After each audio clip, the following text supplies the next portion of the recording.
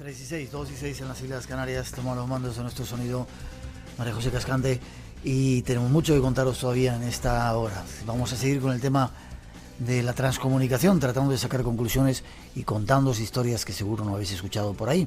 Para ello, vamos tras esa introducción a daros más datos y seguimos con nuestros dos invitados.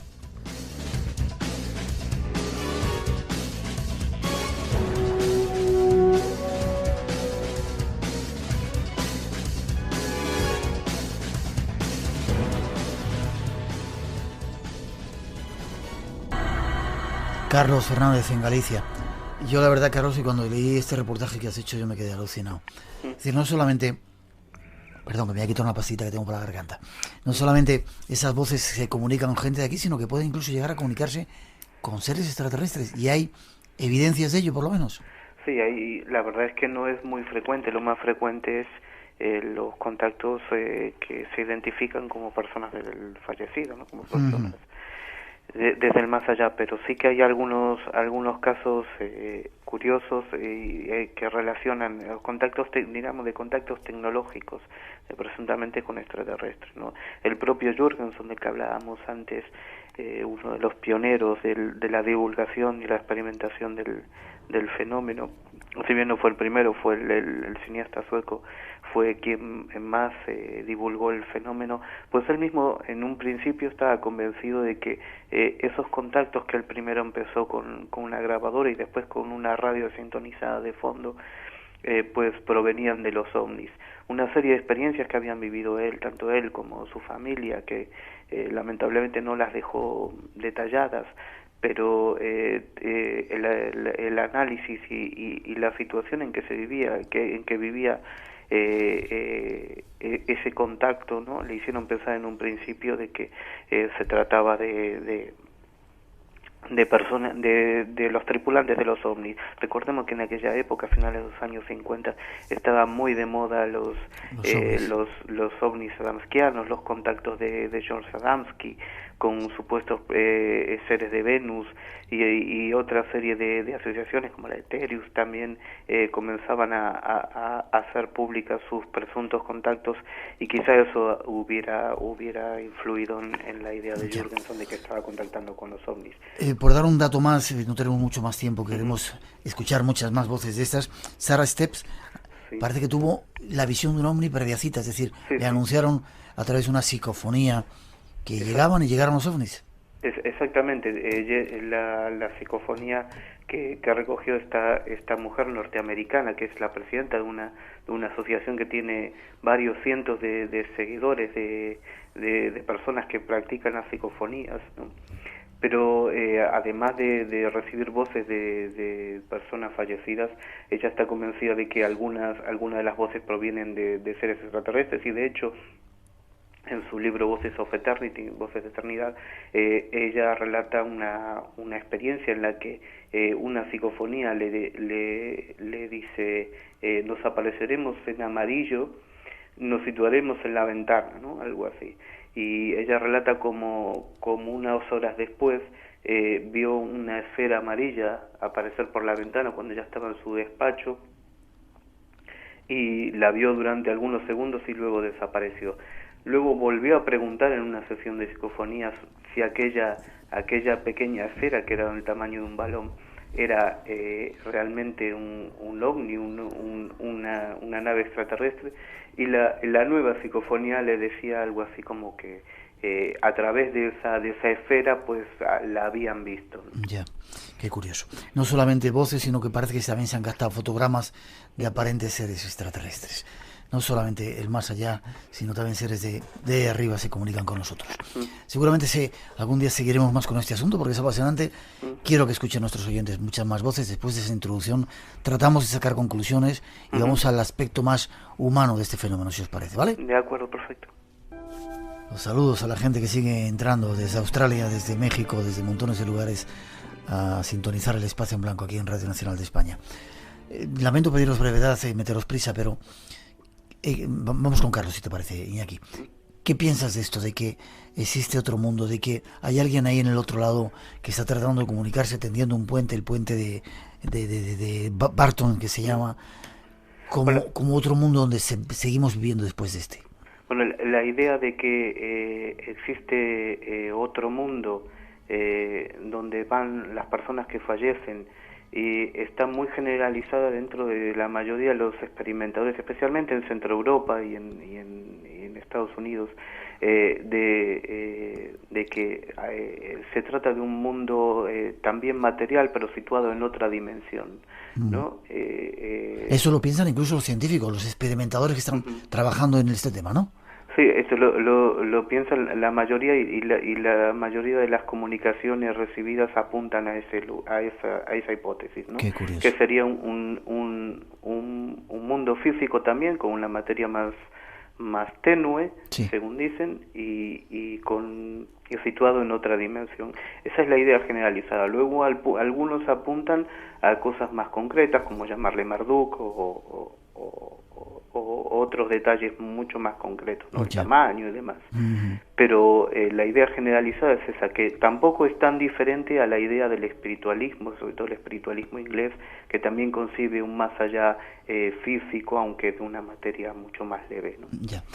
Tú incluso nos has pasado una grabación de un supuesto técnico, lo llaman. Hay una persona en el otro lado que es un técnico, que es el que da las indicaciones a la gente que está aquí para hacer mejor ese puente, esa comunicación.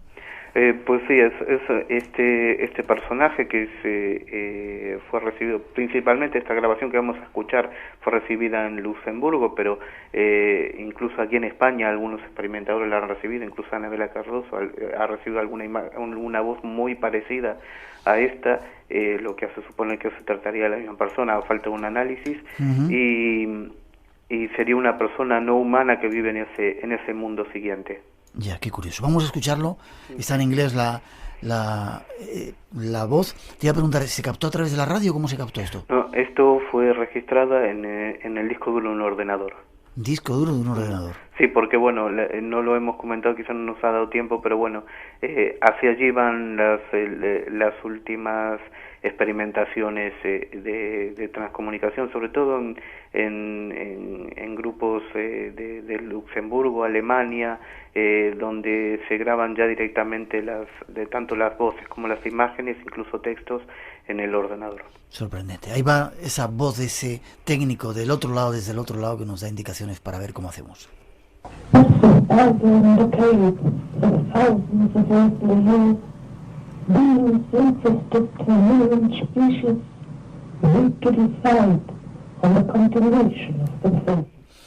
Curioso. ¿Siempre es la misma voz ese técnico? Es decir, ¿se sabe que siempre es la misma persona? Sí, bueno, la voz es aparentemente la misma. Ya, qué curioso. En un momento te voy a preguntar qué crees tú si es más allá. Déjame hacer una misma pausa y escuchamos una secuencia de psicofonías y grabaciones que ha hecho Iñaki y tratamos de sacar conclusiones. ¿Os parece? De acuerdo. Te invitamos a entrar en un mundo único. Espacio en blanco. Mucho más de lo que puedas imaginar. En Radio Nacional de España, con Miguel Blanco. Bueno, Iñaki, te toca un poquito a ti. Yo estoy aprendiendo muchas cosas hoy. Nuestra compañera dice que tenéis que estar aquí toda la hora. Desgraciadamente no podemos estar. María José Cascante, nuestro compañera técnico, no puede estar. Yo os emplazo para otro programa, ¿vale, Carlos? Sí, de acuerdo, acepto el resto. Porque el tema da para mucho, sobre todo con otras. Están preguntando montones de gente de si la religión, muchas cuestiones están saliendo. Pero vamos a escuchar voces. Esta primera, Iñaki dice: no quiero nada de él. Te pido que sea breve. ¿Dónde surgió? ¿Cómo la grabaste?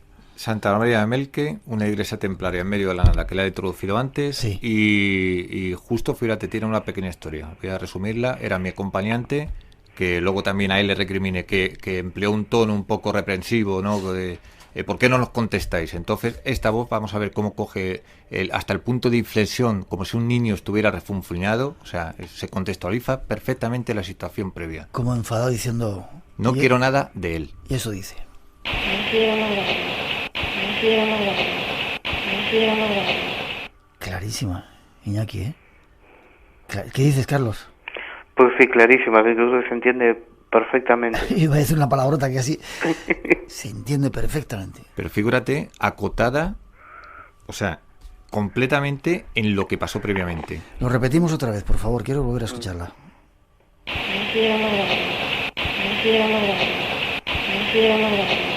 He escuchado psicofonías claras, pero esta es clarísima. Seguimos adelante, bueno, tenemos mucho más tiempo. Esta sí tiene que ver con un ángel. ¿Qué pasa en esta, Iñaki? Esto es lo que te decía antes. Esta fue una voz directa de radio en mi casa y yo, pues claro, no tengo, por ejemplo, la hipótesis de los ángeles y demás. Bueno, tengo mis creencias, pero las mantengo aparte de lo que son mis experimentaciones.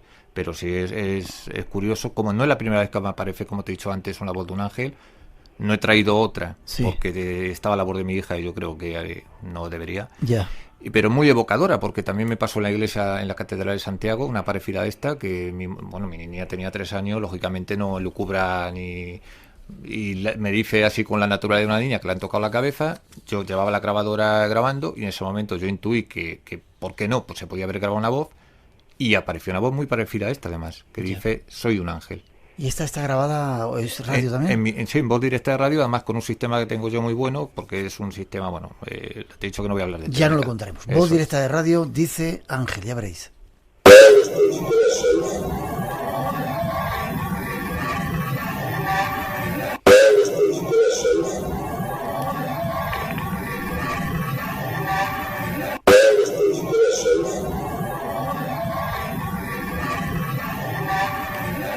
Cuesta un poquito entenderla, pero por ahí atrás suena una voz que dice un ángel o algo así, ¿no? Sí, es una voz femenina que parece... Hombre, no todas las psicofonías ojalá fueran tan claras como la anterior. Ya, y esta otra dice sorpresa. Sí, también tiene una historia curiosa porque son las típicas psicofonías que creo que es Sinesio, y otros muchos investigadores que llaman... Sinesio Darnell también para nuestro testimonio. Saludo, claro. Y saludo. Maestro de maestros. Maestro, sí, y que dice... las típicas psicofonías espectro que se autoinvitan, es muy curioso. Lo que te decía antes, hablamos de intención, no necesariamente por contestar una pregunta demuestran que son intencionadas, porque esta, si te das cuenta, estoy haciendo una pregunta y aunque no esté contestando la pregunta, no me deja terminar la misma, pero guarda intención, con lo cual es mucho más inteligente porque dice sorpresa, es decir, aquí estoy yo. Ya. Y eso para mí demuestra fehacientemente que sin contestar a la pregunta es quizá incluso más intencionada. Ya. Decir que algunas de estas psicofonías, o sea, no son muy conocidas, yo no las conocía, evidentemente, son muy novedosas, ¿verdad? Claro, yo ya te digo que yo tengo... Claro, yo en lo mediático para mí ha sido secundario, prácticamente acabo de aterrizar con el libro y siempre lo he reservado a mi círculo más... Tenía un interés simplemente experimental. Vale, vamos a escuchar esa sorpresa. Los que aquí estamos, más o menos creemos, a grosso modo, en el fenómeno de la reencarnación, pero tenemos pocos datos. Vosotros, pues, obviamente. Los que aquí estamos, más o menos creemos, a grosso modo, en el fenómeno de la reencarnación, pero tenemos pocos datos. Vosotros, pues, obviamente. Los que aquí estamos, más o menos creemos, a grosso modo, en el fenómeno de la reencarnación, pero tenemos pocos datos. Vosotros, pues, obviamente. Pone los pelos de punta. Qué clarísimo se oye ese sorpresa. Seguimos, ¿vale? Porque no te dejo decir nada más. La siguiente dice: soy una persona. ¿Esta dónde está? Esta es en el interior de Santa María de Melque, cuando ahora es un centro de interpretación, además, bueno, antes no había nada allí, era un lugar semiderruido, demás, y se la había a mi acompañante, que es el que me suele acompañar, se le había muerto previamente el abuelo. Yo no soy muy partidario de que esa circunstancia se hagan preguntas a los seres fallecidos y demás.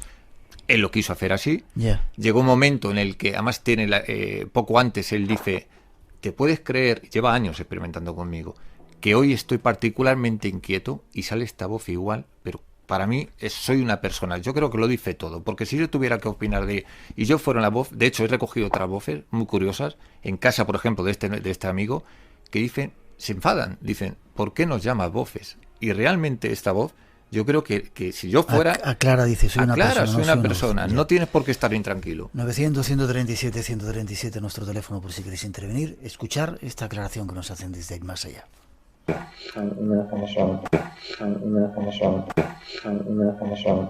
Carlos, clarísimas estas voces, ¿no? O Iñaki tiene en su casa y se lo monta en casa por su cuenta, o es tremendo esto. Es una broma, Iñaki. Tremendo. La quinta dice, esta que tenemos por aquí, sufre. ¿Dónde Estás en el castillo de Montalbán y es una de las primeras voces de mucho tiempo, porque también a esta Carlos y también tiene experiencia en eso seguramente. Muchas tienes que tener un oído entrenado, aunque parezca muy evidente esta voz. Al principio yo tengo fintas, fíjate, 20 y tantos años. Ya muchas veces me pregunta la voz y no sé ni dónde estarán en cajas. Y esta es al revisar viejas fintas que te vuelven a aparecer voces que en un principio te habían pasado desapercibidas.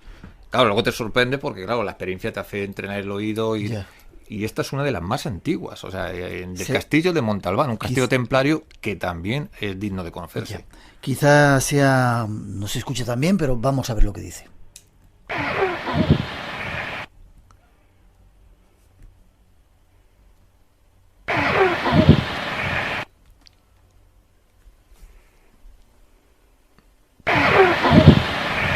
Una voz un poco más sucia, sufre.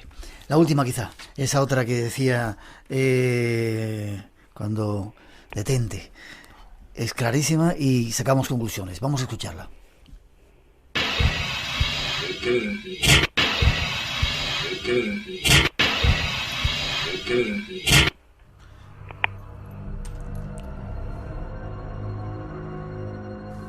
Yo he escuchado psicofonías claras en mi vida, pero las de esta noche son increíbles. 3 minutos nos quedan para terminar, Carlos. Te lo digo a ti que estás ahí lejos. Conclusiones. Nos están hablando del más allá. ¿Qué es esto estas voces? ¿De dónde vienen? ¿Los extraterrestres? ¿Podemos comunicarnos con ellos? ¿Es una invitación a la esperanza de que existe vida después de esta? Pues la verdad es que más de 70.000 personas en el mundo están convencidas de que las voces, este tipo de voces son un contacto con el más allá y habitualmente realizan estas prácticas con la intención de contactar con sus seres queridos fallecidos. Aunque aquí sea algo raro, en España nos parezca algo poco habitual y siempre estamos acostumbrados a que las psicofonías son algo para pasar miedo en la mayoría de los países del mundo, prácticamente en toda Europa y América. La gente, la mayoría de los experimentadores lo hacen con la intención de superar el duelo o encontrar una respuesta a esa pregunta, ¿no? Tu opinión personal, aunque todavía queda mucho por aclarar, ¿qué crees? ¿Por dónde van los tiros? Yo, que más quisiera que estar convencido de que las voces son del más allá, aunque te digo que mi opinión es que en la mayoría de los casos eso es lo que parecen voces de personas fallecidas. Ya. Iñaki. ¿Lo mismo? Me quedo con la última frase. Si no son voces de más allá, se asemejan mucho, lo parecen. Y aunque sean probable otras hipótesis que también es probable que puedan complementarse, yo a día de hoy, después de 20 y tantos años, he interiorizado tanto el fenómeno que el comportamiento humano que me han trasladado y demás, para mí es posible que estemos contactando con personas fallecidas, sí. Ya. ¿Para cuándo una respuesta definitiva? ¿Para cuándo la ciencia, que parece que están utilizando estas voces? Es curioso, empezó con una grabadora y hemos visto pasar por el teléfono, la televisión, ordenadores, contestadores telefónicos y ahora incluso el disco duro. Incluso tenemos ahí técnicos desde el otro lado que parece que nos dan indicaciones. ¿Para cuándo una respuesta definitiva y digan, es verdad, estamos aquí, somos nosotros? Hombre, pues fíjate, los experimentos que te digo de Vigo son importantísimos. En un ambiente programado, con un equipo multidisciplinar, ahí como puede entender la gente que esté en su casa, ahí sí que no cabe ese espíritu romántico de que pueda haber errores técnico-ambientales. Y si allí estamos recogiendo voces en diferentes idiomas, inteligentes, que más, por ejemplo, no podemos hablar, y otro programa hablaremos, tengo que decir que un tío mío que se suicidó, y aunque he dicho que yo no era amigo partidario de decirlo, ahí aparece. Una perra mía a la que yo estaba ligado, la que me acompañaba, que también aparece en voces de animales, aparece un ladrido. ¿Y cómo reconoces el ladrido de tu perra? No, porque yo pregunté una señal sobre mi perra golfa y está recogido en el informe de lo que es las grabaciones, sí, que aparecieron unos ladridos. Estamos hablando de el interior de un estudio blindado con los filtros más absolutos y aparecen voces incluso de animales. Qué curioso.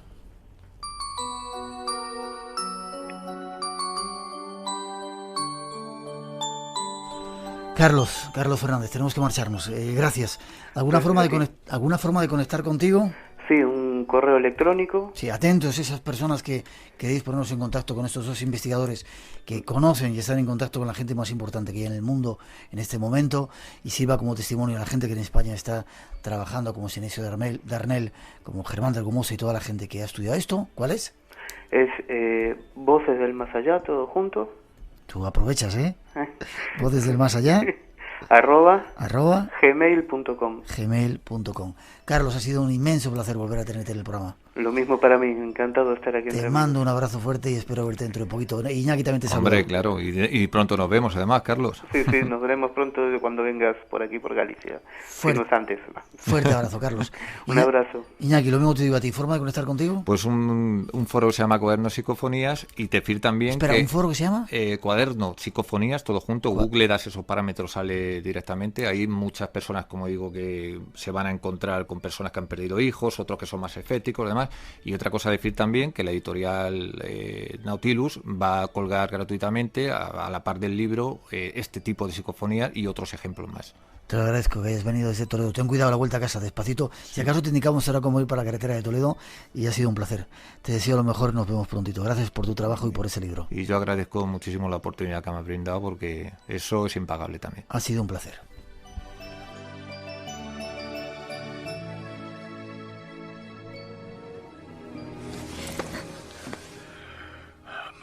No se vaya. Mi niña.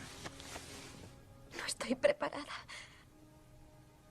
No quiero que se vaya. Lo siento. Ya sé que es natural sentirse triste, pero no por la palabra muere, sino por la vida que hemos visto antes de esa palabra. No te pido que te alegres de que me tenga que ir.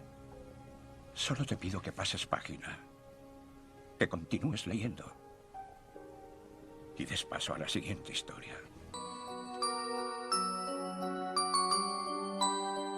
3:31, 2:31 en las Islas Canarias. Hay todavía muchas historias que contaros y esta vida es una oportunidad.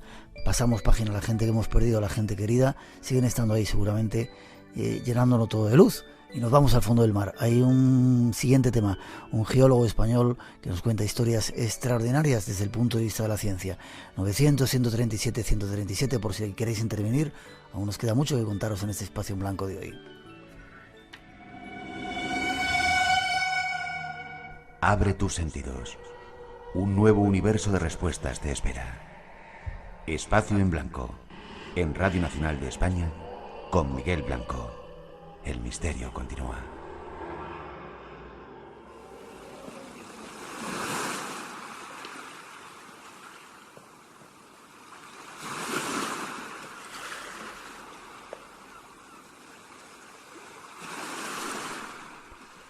En los próximos minutos queremos descubriros una disciplina que se dedica al estudio de nuestros mares.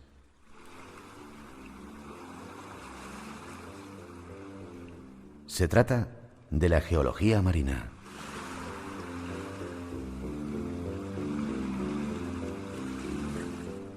La geología marina involucra las investigaciones geofísicas, geoquímicas, sedimentológicas y paleontológicas de los suelos oceánicos y sus márgenes costeros.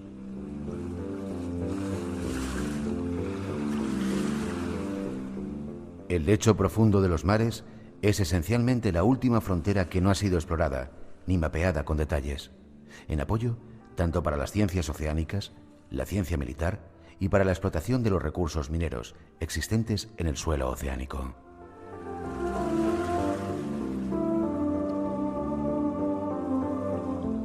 En nuestro país existen un grupo de científicos que se dedican a estudiar esta compleja materia.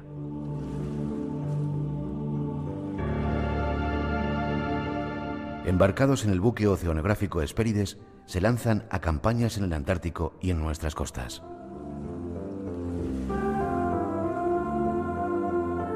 Su objetivo: explorar la última frontera, fotografiarla y, de paso, explicar algunos de los misterios de nuestro mundo.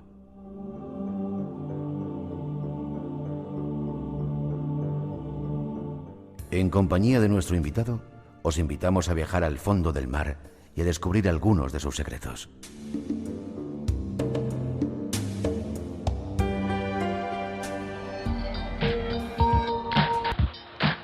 Y nos vamos de viaje, en esta ocasión acompañados de un personaje que nos va a llevar hasta el fondo de los mares. Se llama Luis Somoza. Buenas noches, Luis. ¿Qué tal? Buenas noches. ¿Cómo estás? Pues bien. Déjame que te presente. Eres investigador, geólogo marino, pertenece al Instituto Geológico y Minero de España y eres coordinador del proyecto de la Plataforma Continental del Suelo Marítimo. Sí, de la Plataforma Continental Española. ¿Qué queréis hacer con eso de la plataforma y la ampliación? Pues estamos ahora en un proyecto que es bajo la dirección de Naciones Unidas para ampliar la Plataforma Continental Española. Hemos hecho 3 zonas, ahora el Cantábrico en primer lugar, que fue aprobado. Presentamos la semana pasada en Galicia y ahora estamos empezando el estudio al oeste de las Islas Canarias. Ya. ¿Eres geólogo marino? ¿Eres buceador? He sido buceador, sí. ¿Has estado en sitios como la Antártida? ¿Has hecho varias campañas en la Antártida? 6 veces en la Antártida y, como decíamos, 3 navidades. 6 veces en la Antártida. 6 veces. ¿Cuánto completas. tiempo? Pues 2 meses cada una. 2 veces en conocéis el mar de Weddell, el mar de Escocia, en la península antártica y sobre todo en el paso del Drake, que es la zona tormentosa entre Tierra del Fuego y la península antártica. ¿Cómo es aquello? El mar muy duro. Es un mar que azota mucho, muy rudo y para trabajar muy peliagudo. Llevaréis equipos especiales, supongo, ¿no? Sí, nosotros llevamos equipos de frío y trabajamos en unas condiciones, sobre todo vamos a bordo del Hespérides y levantamos la investigación de fondos marinos, pero daros cuenta que es una zona no solo de mala mar, sino de muchos icebergs y la navegación no es fácil. No estáis en tierra nunca, vais siempre a bordo del Hespérides. Siempre estamos a bordo del Hespérides nosotros. 2 meses ahí metidos debe ser tremendo, ¿no? 2 meses, sí, una especie de gran hermano, pero en un barco de investigación oceanográfica. ¿Qué pretendíais hacer en la Antártida? Nosotros tenemos varios proyectos de investigación en la Antártida. Aquí uno de ellos es estudiar sobre todo los tipos de fondos marinos y su relación con... los objetivos es la relación con el cambio climático en los fondos marinos. Tenía ganas de hablar con alguien, un experto investigador. ¿Se está dando realmente el cambio climático o es un invento para meter miedo? Nosotros estamos estudiando sobre todo en los polos, que es donde se puede ver, y no solo en tierra, sino en el fondo marino, que es donde se puede ver el efecto del cambio climático. ¿Y se está produciendo o no se está produciendo ese cambio climático?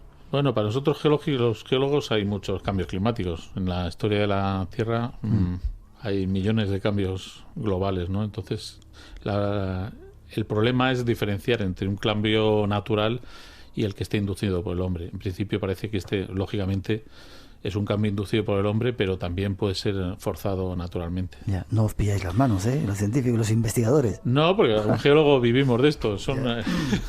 Los geólogos hay muchos cambios globales, ¿no? Hay muchos.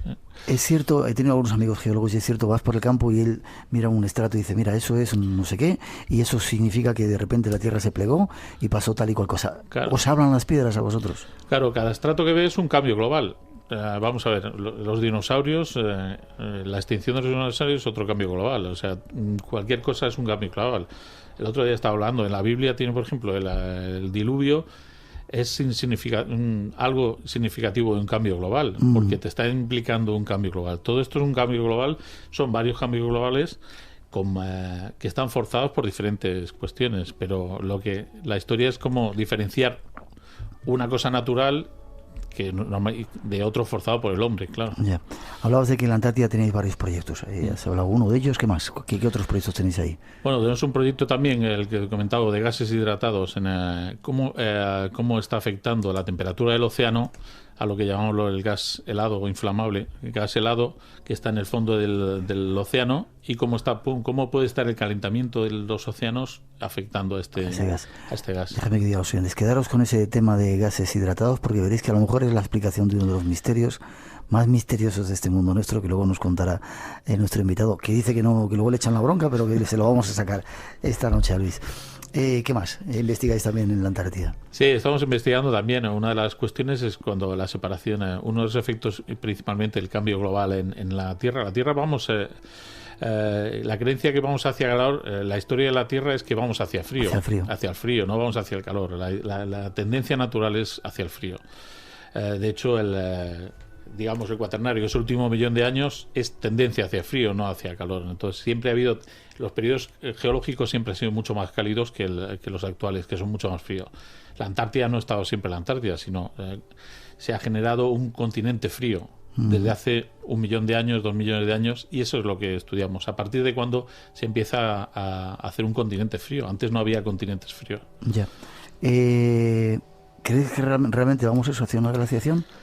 Bueno, perdóname, eso es por teoría, deberíamos ir ahí, pero quizá el hombre esté influyendo para que tengamos este calentamiento, estos calores. ¿Son normales? Sí, es indudable. El hombre, si se va al mar, el mar lo estamos destruyendo un poco a poco, o sea que no, pero eso no quiere decir que estemos afectando una tendencia general, ¿no? O sea, que puede ser que se equilibre una tendencia natural con una tendencia. Esto es una de las cuestiones, debates científicos. Insisto, cuando vas por el campo vas viendo las piedras y las piedras te van hablando. Claro, lógicamente nosotros somos geólogos en las piedras, vemos las piedras, te van hablando, y ahora nosotros en el fondo del mar vemos las piedras que te hablan. Incluso se queman, como ¿Se queman? Claro, como los hidratos son piedras que se queman, claro. Ahora nos vas a contar algo de ellas.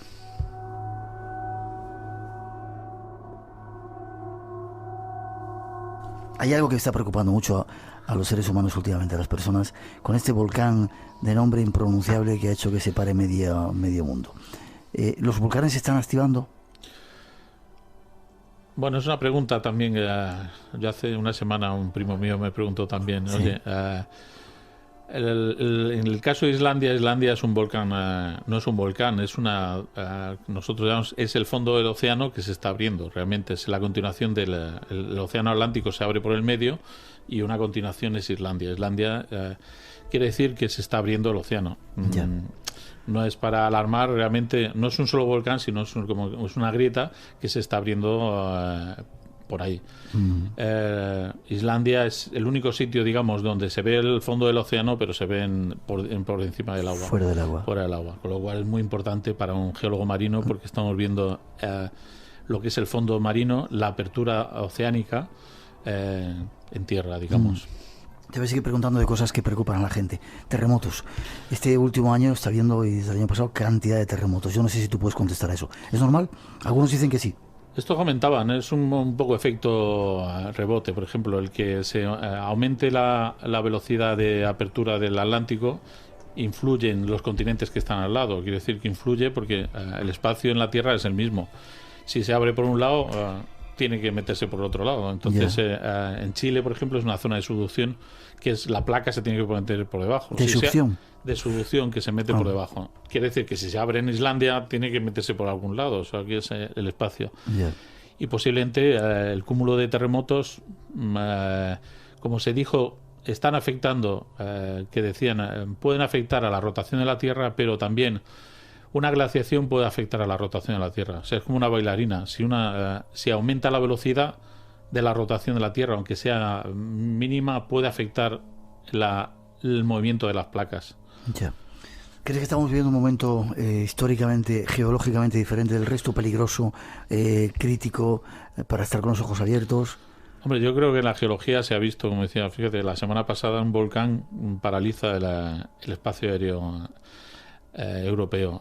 No sé, hasta ahora no se veía que la geología con terremotos, maremotos, volcanes pudiera afectar tanto este es un hecho natural, pero puede ser que tenga periodos de más actividad, y estamos pasando un periodo de más actividad.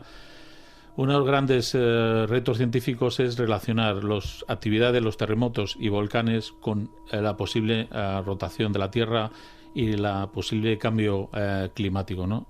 Esto es un gran reto que tampoco científicamente se conoce la relación entre máxima actividad sísmica de volcanes con la posible, ¿cómo decir? El casquete polar, se reduce el radio de la Tierra y la velocidad de rotación de la Tierra. Esto es ciencia ficción todavía, pero para películas de Hollywood. Fíjate que han hecho un montón de ellas, terremotos, montones de cosas de esas. Hablemos de tu trabajo. De repente estudiáis el fondo marino. ¿Cómo lo hacéis? ¿Bajáis con escafandras? ¿Bajáis, evidentemente, buceando, no? Porque ¿a qué profundidad bajan las cámaras o bajáis vosotros? Nosotros ahora estamos, sobre todo en el instituto, no solo el equipo que tenemos, que está compuesto no solo de la gente del geológico, por la gente, investigadores del oceanográfico. Tenemos un equipo de investigación grande. Ya estamos especializados en profundidades mayores de 1.000 metros. 1.000 metros de profundidad. 1.000 metros hasta 5.500 metros, que es las máximas profundidades que hemos...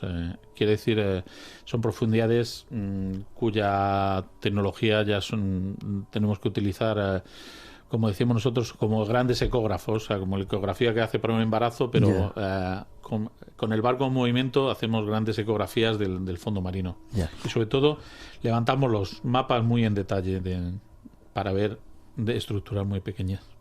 ¿Qué se pretende con eso? ¿Conocer esa estructura del fondo marino? ¿Para qué sirve? Claro, nosotros conocemos en detalle la estructura del fondo marino, entonces vemos si hay volcanes, si hay agujeros, si hay fallas, cualquier detalle mínimo que se puede ver a 5.000 metros lo estamos viendo. ¿Pero para qué sirve? Perdóname mi incultura. Bueno, nosotros sirve, pues lo que decíamos, para detectar señales de gas.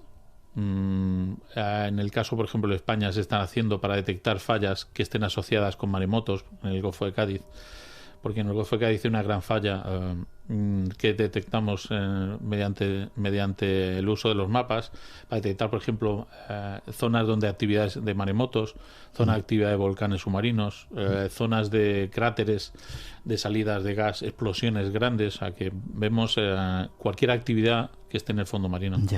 Cuando bajáis para allá, ¿veis animales? ¿Algún tipo de animales? Puedes beber si quieres, ¿eh?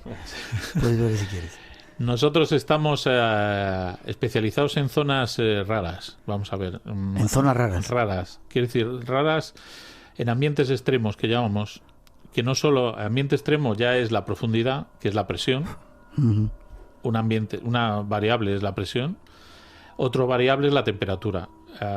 En zonas donde sale agua que se llama hidrotermal, agua muy caliente, en fuentes que sale agua caliente con temperaturas muy fuertes. Por ejemplo, en la Antártida hemos trabajado en la isla de Decepción, que es un volcán donde está la base española. Es un volcán activo, y entonces hemos estudiado la zona que se llama la Ensenada dentro, es un volcán activo, te puedes bañar en la playa y entonces sale el agua a más de 100 grados. Entonces eso es un ambiente extremo en el sentido que está saliendo agua a menos de 0 grados, esta agua marina a menos 0 grados y agua caliente a más de 100 grados. Claro. Entonces genera un ambiente extremo en el fondo marino, con volcanes submarinos y en esa zona. Y otro ambiente extremo es que salga metano o gas, que produce que no haya oxígeno. ¿Hay animales que viven ahí abajo? Claro, uno de los grandes retos que tiene el estudio del mar es que puede haber animales que viven sin oxígeno, que es importante porque en los otros planetas, por ejemplo en Marte o en determinados otros cuerpos celestes que tenemos por ahí, celestes, no tienen, a lo mejor no tienen agua, no tienen oxígeno, pero tienen metano. ¿Y hay animales en la Tierra que viven así con eso? Claro, hay animales aquí en el fondo marinos que viven sin oxígeno. ¿Por ejemplo? Nosotros hay muchos, desde animales microscópicos que son bacterias, animales más como mejillones, por ejemplo, y hay toda una cadena que se llama quimiosintética, que solo viven del metano que sale, no viven del oxígeno, no necesitan oxígeno para vivir. Qué curioso.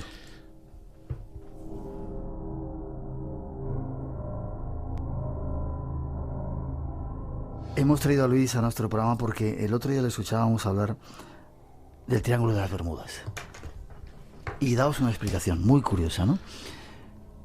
Sí, bueno... Te pregunto eso. Oye, sí. ¿qué explicación puede tener el Triángulo? ¿No es una base extraterrestre? ¿Qué ocurre ahí abajo? Bueno, para un científico, nosotros somos geólogos marinos y una explicación científica racional es la existencia de hidratos de gas en los fondos marinos. Hidratos de gas, me lo explique, claro. ¿Qué es eso? El hidrato de gas, todo el gas que esté bajo 500 metros de profundidad y a una temperatura normal, como si estuviéramos en la nevera, 6 grados, 7 grados, la temperatura de nevera, se hidrata, o sea que pasa de forma de gas pasa a un estado sólido, es como un hielo.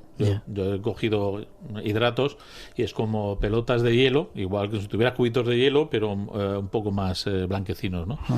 Y esto es gas que está en un estado sólido. Si lo sacas de la nevera, lo que hace es se pasa a estado gaseoso y, digamos, como explota, incluso quema. O sea, que realmente... sí, puede llegar sí. Son bolas que tú con un mechero puedes... yo lo sé, es una práctica habitual. Con un mechero quemas la bola, es como si quemaras hielo y lo vas quemando. Entonces lo que hace es que se disocia, o sea, pasa el estado de hielo a gas. El fondo marino está lleno, a partir de 500 metros, todo el gas que haya está en estado de hielo.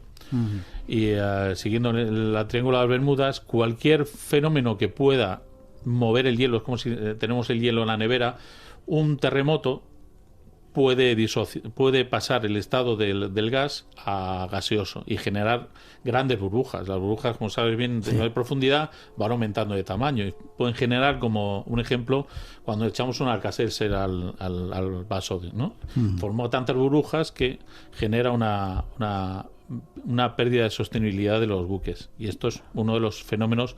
Por ejemplo, un terremoto o un tsunami puede generar desestabilización de los hidratos del fondo, del hielo. O sea, si agitamos la bandeja de hielo, lo que pasa es que el gas se forman muchas burbujas, suben hacia arriba y desestabiliza la sostenibilidad de los buques. ¿Esos hidratos están en todas las partes del mar, en todos los océanos? En general puede haber acumulaciones más o menos, depende del gas, pero en general a partir de el mar, a partir del 90% del mar es una nevera, o sea, porque está por debajo de 6 grados. ¿Sí? Claro, entonces cuanto desciendes un poco, la temperatura desciende mucho y está ahí el gas hidratado, depende la concentración en todos los mares del mundo.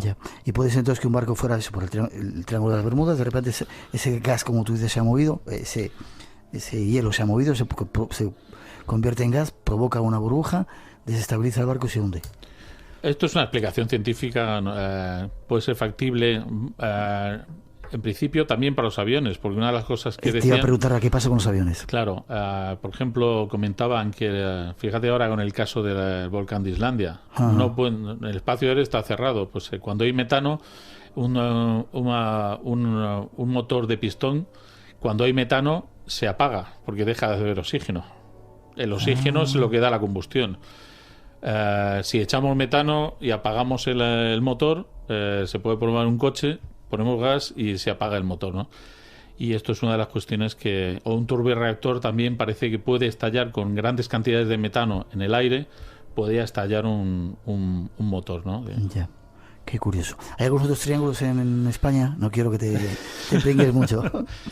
No, bueno, hablaban nosotros, de 12 triángulos del diablo, lo llamaban en diferentes partes del mundo. ¿Y en España tenemos alguno? Nosotros, yo referente, últimamente han publicado en el Mar del Norte un hecho sorprendente, que era un cráter. Una vez que la burbuja se forma en el fondo del mar, forma un cráter. Lógicamente es como un cráter normal, y entonces salen las burbujas del gas. Y había justamente en el centro del cráter un barco, un barco pesquero. Nosotros lo detectamos porque se hacen sonar de barrido de lateral y entonces una de las no se conoce si es que realmente el barco ha caído justo en el centro del cráter o ha sido por explosión del cráter. De todas formas, las explosiones de gas son muy normales de este gas hidratado en las plataformas de petróleo, porque una plataforma de petróleo pincha accidentalmente ese hielo, ¿no? O sea, si lo pinchamos con una pajita, por ejemplo, y lo deshidratamos, hay plataformas que han tenido accidentes grandes. Quizá esta que estamos ahora viviendo en México también. Posiblemente de un accidente grande, porque la burbuja es del tamaño más de una plataforma de petróleo. Entonces puede desestabilizar. Eso es uno de los grandes peligros que tienen las... Es una curiosa explicación esa, ¿eh?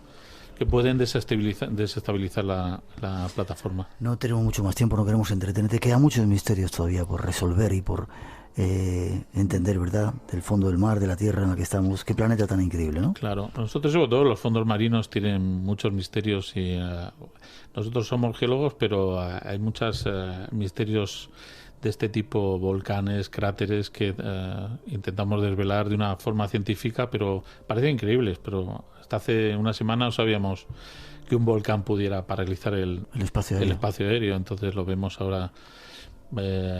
Unos hidratos no pueden paralizar, pero en España no tenemos volcanes, pero puede haber paralización por fenómenos geológicos. Ya. ¿Tu próxima misión dónde va a ser? ¿A dónde os vais? Nosotros tenemos ahora 2 campañas, una en Canarias, estaremos en la zona al oeste de Canarias, buscando ampliar el oeste de Canarias y si encontramos cualquier indicio de cualquier cosa. Dicen que en Canarias hay cosas extraterrestres, nos avisa si encontráis algo de eso. Yo he mirado en la red que está la Atlántida al oeste también. Hay forma de... Espera, ponemos una música para despedirte y a ver si nos das algún sitio donde los interesados puedan seguir las investigaciones que hacéis, ¿te parece? Luis Somoza, gracias por haber estado en nuestro programa. Si hay alguien que quiera seguir esas investigaciones vuestras, ¿puede consultar alguna página, seguiros en algún sitio? Sí, nosotros estamos en una página, la página del Instituto Geológico. Dime lo que apunto. Es www.igme. Instituto Geológico y Minero de España. IGME, sí. Y también tenemos una página que se llama del proyecto .es y tenemos una página que se llama Tasio. Tasio. Sin H.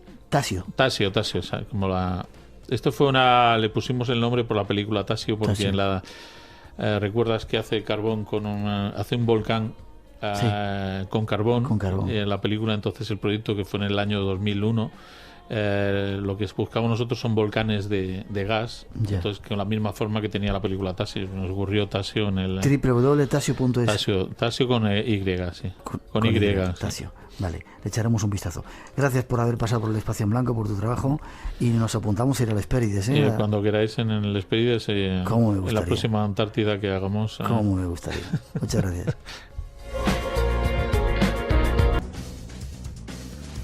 3:06, 2:06 en las Islas Canarias, segunda hora del Espacio en Blanco. Los saludos para todos los que seguís ahí conectados en Radio 1, Radio 5, ahora en directo, los que nos escucháis a través de la radio online en más de 100 y pico países en todo el mundo. Saludos especialmente a los latinoamericanos que esta noche están pendientes del invitado que tenemos aquí, el segundo invitado también de Lorenzo, y saludos a todos los que descargáis el podcast, haciendo que seamos uno de los programas con casi 2 millones de descargas al mes, dicen, de los más descargados de la radio, lo cual agradecemos.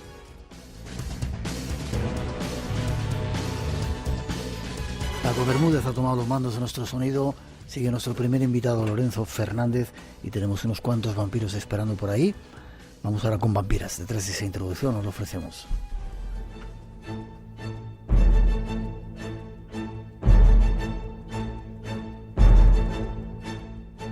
Viajamos a la búsqueda de vampiros, pero esta vez reales.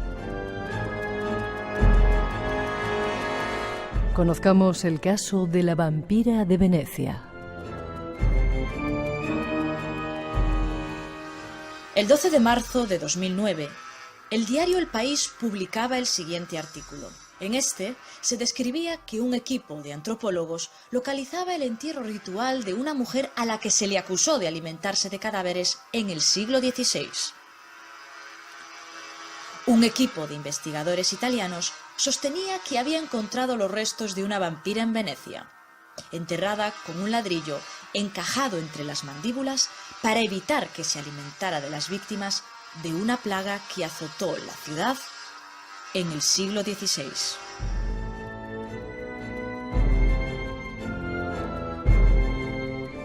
La vampira de Venecia, una mujer que fue enterrada con un ladrillo encajado entre las mandíbulas, un ritual macabro diseñado para matar a un vampiro.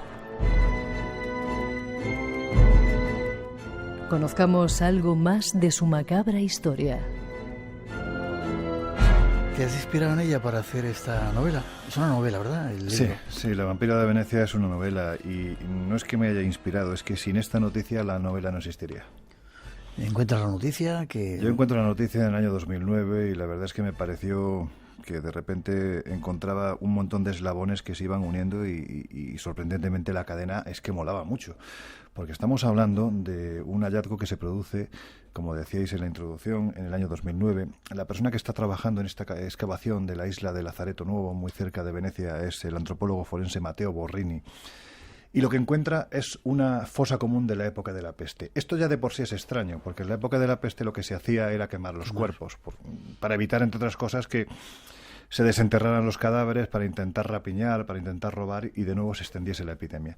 Lo interesante es que esta isla tenía esa fosa común, más de 1.500 cuerpos, estamos hablando de una auténtica barbaridad, y solo había una que poseía unas características muy especiales, que era precisamente esta que fue bautizada como la vampira de Venecia, porque literalmente tenía un ladrillo incrustado en su boca a tal punto que se le había desencajado la mandíbula. La conclusión a la que llegaron los antropólogos forenses, Miguel, es que ese ladrillo no fue colocado para evitar que el espíritu entrase o saliese, es decir, no fue colocado cuando esa persona estaba muerta. Fue colocado cuando todavía estaba viva. No me digas. Con lo cual, el dramático momento que se tuvo que vivir, la tortura a la que fue sometida, es inexplicable. Es inexplicable, salvo que, como decía Matteo Borrini, estemos ante posiblemente el primer ritual vampírico que se celebra en esta parte de Europa.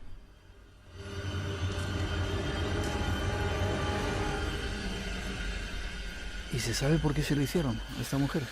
Además es curioso que coincide con lo del niño. También al niño le metieron exactamente. En esa misma zona, en Italia, siglo V, decían, mucho más antiguo, ¿no? En este caso estamos hablando del año 1576, creo recordar que era, prácticamente finales del siglo XVI.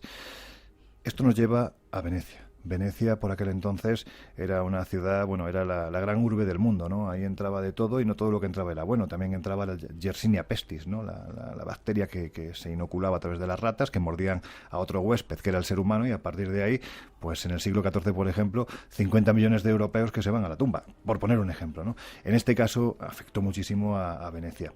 Para que hicieran esto con esta mujer, porque es un caso único, porque no hay más, porque no se han encontrado situaciones similares en ninguna otra fosa común de ese momento, el que realizó este ritual exorcista tuvo que ser alguien importante, Miguel. Y por aquel entonces no había nadie más importante que el patriarca de Venecia, que se llamaba Felice Peretti. Felice Peretti procedía a su familia ni más ni menos que de las zonas del este de Europa. Este Felice Peretti es el que, con prácticamente cerca de 90 años, acaba sentándose en el sillón de San Pedro, con el nombre de Sixto V. Cuentan las crónicas que en aquel momento, cuando él se sienta, están sonando las campanas de la Basílica de San Pedro. No le gusta que diga eso, pero es que estamos escuchando, son las campanas. Bueno, pues quizás estas mismas campanas son las que escuchó Sixto V en aquel momento para cobrar un vigor que los que estaban alrededor de él, pues alucinaron. Para que te hagas una idea, este hombre, cuando acabó siendo papa, empezó a tener miedo de que más allá de esta vida no hubiese nada. Empezó a tener miedo de que además, si había algo, fuesen esos demonios contra los que había combatido durante toda su vida. Y lo primero que hizo, ¿sabes qué fue? No te has planteado, y yo pregunto a nuestros oyentes, ¿no se han planteado nunca por qué demonios en el corazón de la cristiandad, en la plaza de San Pedro del Vaticano, hay un elemento tan sumamente pagano como es un obelisco egipcio? Pues ahí está ese obelisco, porque para él la creencia en el antiguo Egipto es que los obeliscos se colocaban a la entrada de los templos para evitar que durante la noche los demonios que se camuflaban con el viento nocturno, con el viento de la madrugada, atravesasen ese umbral etéreo. Para eso fue colocado, y para eso Sixto V colocó esa letanía debajo del pedestal que sostenía este obelisco que decía... Esto es cierto. Esto es real, es absolutamente real. Quien vaya a San Pedro del Vaticano verá el obelisco y verá que en lo que es la pilastra que sostiene el mismo pone Cristo ab omni malum plebem suam defendet, que Cristo proteja a su pueblo de todo mal. ¿De qué mal? ¿De qué mal estaba hablando? Bueno, pues aquí es donde entramos en esa parte que se diluye entre la realidad y la leyenda. Hay más parte de realidad que de narrativa en la novela, porque Sixto V, no queriendo morir, envía una serie de expediciones al este de Europa para intentar averiguar por qué allí se dice que hay una serie de epidemias protagonizadas por una serie de criaturas de las cuales, aparte de decirse que son muy malas y muy demoníacas, por encima de todo se dicen que son inmortales. Y Sixto V ansía lo que yo creo que cualquiera de nosotros ansiaríamos, la eternidad.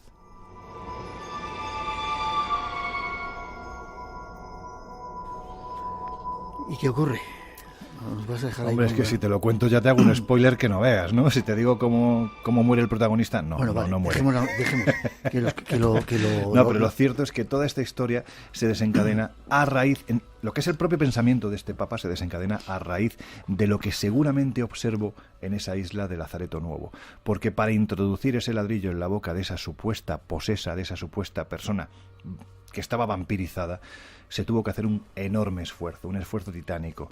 Aquella persona no sabemos cómo era, pero normal, lo que se dice normal, no era. Y seguramente en la creencia de que se trataba de un vampiro, pues hizo que Sisto V, el futuro Sisto V, por aquel entonces Felice Peretti, interpretara que se encontraba ante una criatura inmortal y él quería alcanzar esa inmortalidad.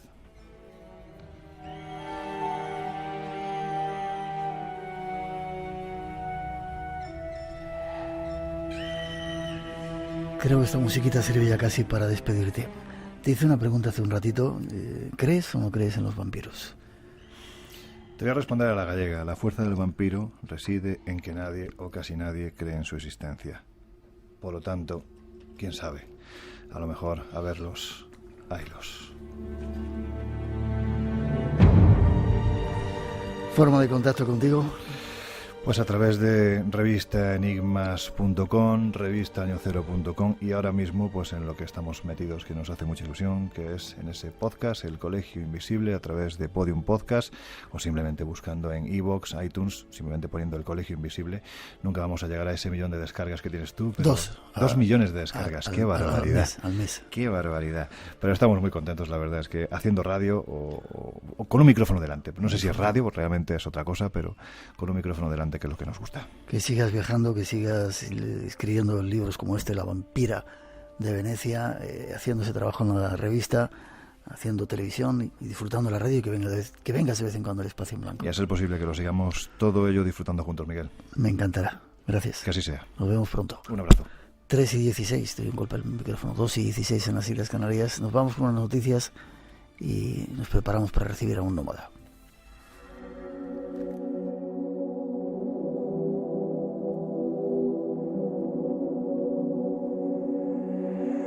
Nos habían invitado muchas veces a viajar de nuevo a Barcelona para ir a un encuentro que se hacía cada año. Lo llaman el Magic Internacional, y este año hemos decidido ir allí. Tenemos con nosotros a su director, Alfonso Trinidad. Buenas noches, Alfonso. Muy buenas noches, Miguel. ¿Cómo estás? Pues absolutamente colapsado, pero fantástico, porque esto es adrenalina pura de misterio. Qué bien, qué bien, qué bien. Un nuevo Magic Internacional que se reinventa y que no sé cuántos años llevaba haciéndose y ahora lo habéis tomado vosotros para darle una nueva imagen, ¿no?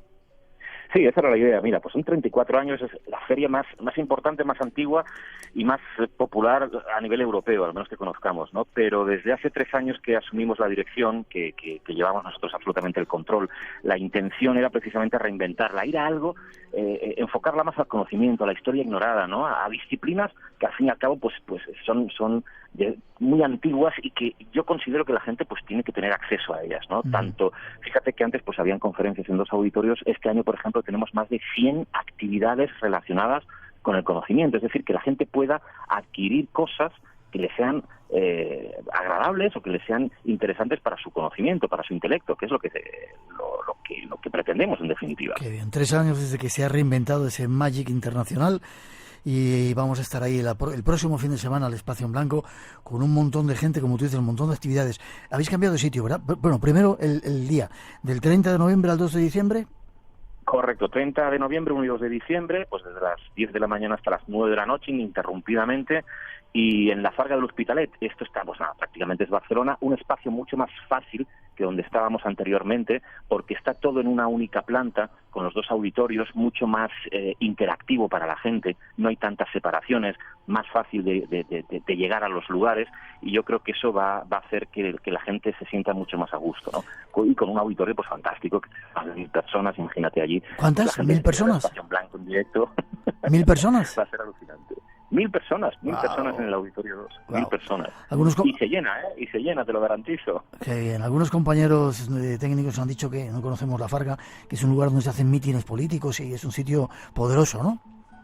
Sí, de hecho es uno de los lugares habituales de ferias a nivel internacional en Cataluña y en Barcelona, ¿no? Ten en cuenta que Barcelona es ahora mismo la principal ciudad a nivel europeo en cuanto a ferias, y tiene 3 espacios absolutamente fantásticos: la Fira en Plaza España, el 6 que no lo hacíamos antes, y la Farga de l'Hospitalet, ¿no? Una capacidad, estamos hablando de más de 15.000 metros cuadrados, o sea, hay una cantidad de espacio para poder hacer cosas fantásticas. Nos queda grande incluso, ¿no? Estamos hablando de más de 140 stands que vamos a tener, 2 auditorios de 1.000 personas cada uno, pues imagínate todo lo que cabe ahí. Wow. Y la cantidad de misterio que cabe. 30 de noviembre al 2 de diciembre, la Farga de l'Hospitalet es la cita, la nueva cita del Espacio en Blanco y la cita que tenéis con el Magic Internacional. Muchos metros cuadrados, mucho misterio, muchos están para que la gente pueda, deleitarse en eso del mundo del misterio, y charlas con gente súper interesante, ¿verdad? Tengo aquí, si me permites, viaje astral, por ejemplo, cómo realizar el viaje de forma consciente, el impacto de las entidades, misterios y expedientes X en el cine. OVNIs, un reto para la defensa, con Josep Guijarro. Nuestro compañero, el gobierno invisible, Bruno Cardeñosa, nuestro compañero Bruno Cardeñosa va a estar por ahí también. ¿Quién más? Sí. Cazadores de brujas. Esta la haces tú. Esta la hago yo. Caza de brujas es el último libro que saco con Luciérnaga Planeta, que sale a la venta en días.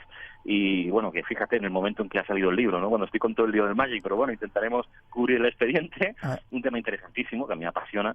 Pero luego, como has dicho tú, por ejemplo, una mesa redonda sobre los misterios del cine, ¿no? Estos expedientes del cine fantástico. Luego tenemos un debate entre Juanjo Sánchez Oro y Josep Guijarro sobre si existieron los extraterrestres en la antigüedad. Un tema fantástico y apasionante.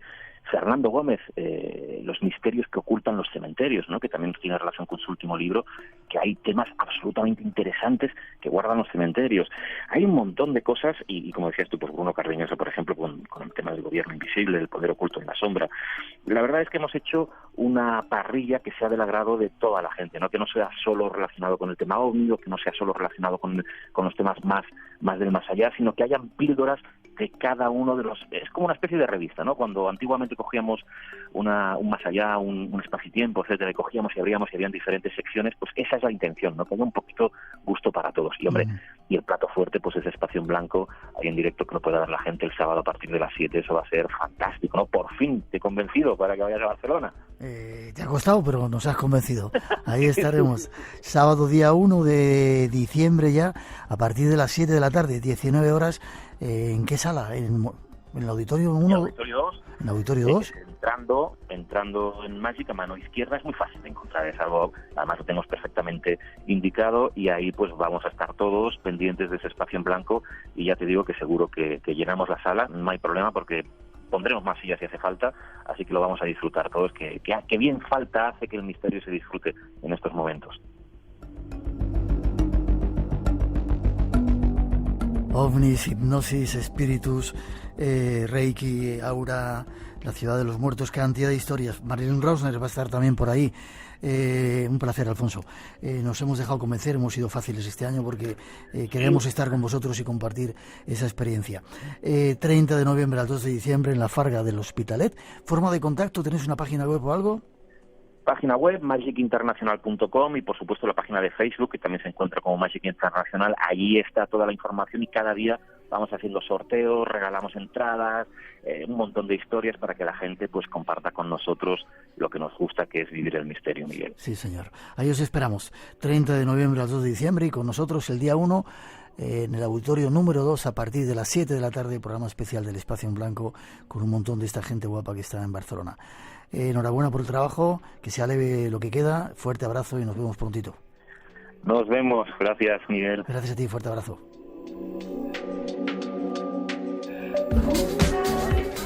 ¿Todavía no nos sigues en redes sociales? Búscanos en Twitter y Facebook y comparte con otros usuarios los mejores sonidos de nuestros programas. Radio Nacional de España, tu comunidad en Internet.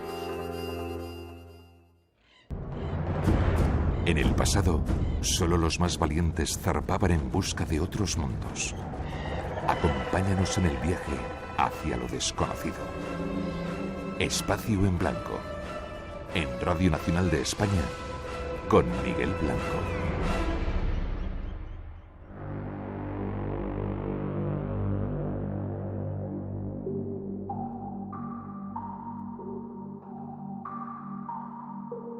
Tres y 23, 2 y 23 en las Islas Canarias. Cambiamos el escenario y saludamos a nuestro siguiente invitado, Raúl Cabrera, de nuevo. Buenas noches, Raúl. Buenas noches, Miguel. Es un placer estar aquí en tu programa. Te lo agradezco. Igual te digo, no nos conocíamos, habíamos hablado, pero había ya un feeling súper especial, ¿verdad? Como que te hubiera conocido en otra vida. Y a mí me pasa igual, como si nos hubiéramos conocido en otra vida. Eres un viajero del copón, 80 y tantos países llevas. Creo que voy por 92. 92. En mi cuenta de Instagram dice 86, pero ya creo que voy por 92. Sí. Acabas de llegar de Israel. Exactamente. Israel, la tierra prometida. Eres un nómada, ahora vamos a poner una pequeña introducción con alguna de tus palabras. Fuiste director de la Academia de Cine de Ecuador. Sí, fui director de la Comisión Fílmica del Ministerio de Turismo de mi país y fue un verdadero honor llevar ese peso sobre mis hombros. Ajá. Estuvimos entonces gestionando el hecho de ir a Cueva de los Tallos, donde tú te metiste, hiciste un documental sobre ello, hemos hablado algunas veces de ello. Y déjame que diga, se nos ha ocurrido la idea para la gente de Barcelona, igual este señor Raúl Cabrera presenta ese documental. Tenemos que hablar con alguno de los organizadores de Barcelona, ese documental de la Cueva de los Tallos, ¿sería? Sí, se llama Expedición Cueva de los Tallos 2016. Fue cuando se planeó la historia. Bien, pues atentos porque igual en Barcelona lo podéis ver los asistentes a ese congreso. ¿Iba el ministro de Turismo? ¿O? Sí, fue el ministro de Turismo el que nos ayudó y nos dio todas las facilidades del caso para poder realizar el documental. Era un momento muy crítico para la comunidad. Había un problema, un conflicto de intereses entre los shuaras y unos mineros que querían explotar el área. Y cuando fuimos hubo una tregua de 3 días, una ventana de 72 horas. Sí, sí. Eso estuvo tras bastidores y nadie se enteró, pero fue verdaderamente es el motivo porque se posponía cada expedición. Ya. Déjame que hagamos una introducción y seguimos hablando, ¿te parece? 3:26, 2:26 en las Islas Canarias. ¿Estamos emitiendo por tu página web o...? Estamos emitiendo por @Raúl Nómada en Facebook. Sí. Bueno, si te gusta que te vean, tú eres un documentalista. Ahí está, 13:26, 2:26 en las Islas Canarias. Vamos con esa introducción.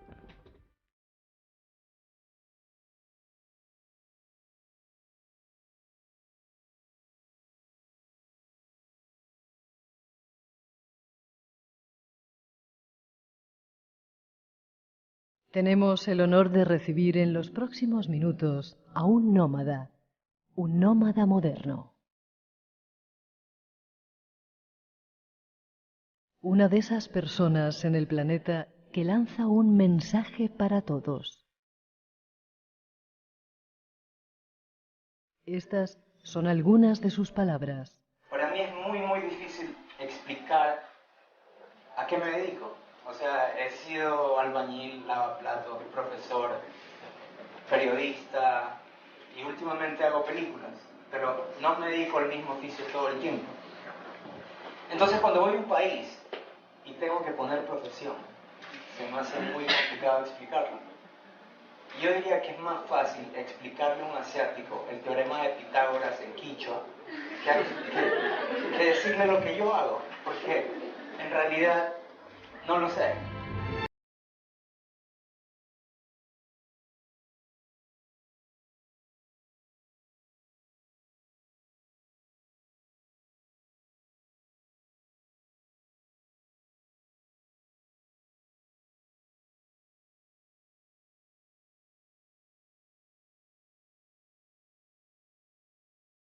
Vamos a viajar en los próximos minutos a la búsqueda de la aventura, de los sueños, de lugares peligrosos, misteriosos, legendarios.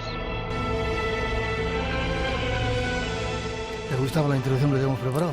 Parece que estuviera entrando al Valhalla. Sí, te lo mereces. Yo he visto algunos de tus vídeos por ahí dando charlas, das conferencias por ahí, ¿no? Sí, doy muchas conferencias. Bueno, tengo 1000 cosas y no quiero perderme. Vamos a la Cueva de los Tallos mínimamente, aunque ya has contado la historia. ¿Qué os llevó o qué te llevó a ti a querer entrar en esa Cueva de los Tallos, donde decían que había una biblioteca, donde dicen que es una de las pruebas de esos mundos subterráneos de otras civilizaciones? Mira, quiero iniciar por mi sueño. De niño siempre quise ser un explorador. Quería ir al final de eso, pero vale, perfecto, empezamos por ahí. Y si te gustan las exploraciones, si te gustan las aventuras, obviamente has escuchado acerca de la Cueva de los Tallos, que sostiene la historia de la humanidad después del diluvio. Y lo más interesante fue Está en tu país, ¿verdad? ¿En Ecuador? ¿O está en el Ecuador, entre Perú y Ecuador, entre Perú y Ecuador en el Amazonas. Y siempre quise saber qué había allá. Yo sé que no existen las coincidencias y Juan Morix, el húngaro argentino, él compraba víveres en el supermercado que mis padres tenían y mis padres habían oído acerca de la Cueva de los Tallos, pero en esa época, no sé, en el 60, en el 70, ni se imaginaban dónde era, pensaban que estaba loco. Me decían que él compraba sobre todo cigarrillos.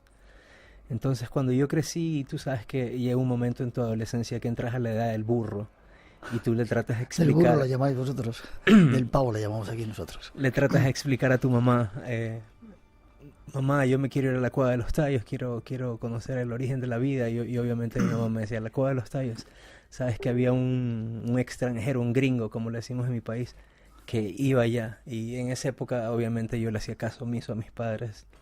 Pensaban que no conocían, cuando en realidad fue a medida que pasó el tiempo que me di cuenta que en realidad mis padres lo habían conocido a él, a uno de los descubridores de la Cueva de los Tallos, y fue así que comenzó a darse todo ese interés y siempre lo tuve en algún lugar de mi cerebro. Decía, algún día voy a ir a la Cueva de los Tallos. Salí a recorrer el mundo por casi 20 años, regresé y finalmente pude concretar ese viaje y realizar un documental. Y como diría la novela del alquimista de Paulo Coelho, Santiago partió por todo el mundo para darse cuenta que el tesoro lo tenía en el patio de su casa, y fue exactamente eso.